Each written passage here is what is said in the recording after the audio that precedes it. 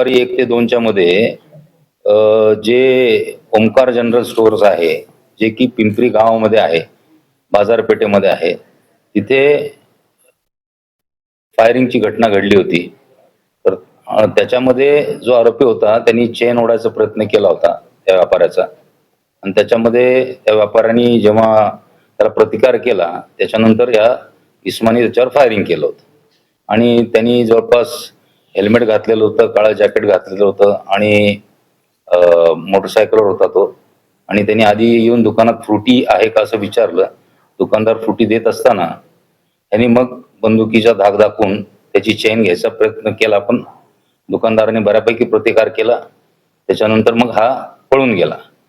तर ह्याचा शोध आमचे जे पी.आय. ढमाळ आणि त्यांची टीम आहे, त्यांनी सीसीटीव्ही फुटेजच्या आधारे त्याचा शोध घेतला आणि हा आरोपी जो आहे हा रवींद्र भाऊसाहेब घारे हा 40 वर्षाचा आरोपी आहे आणि याच्यावर जवळपास 25 गुन्हे आहेत आणि विशेषतः वाहन चोरी, फायरिंगच्या त्याचे 6 इन्सिडेन्सेस आहेत.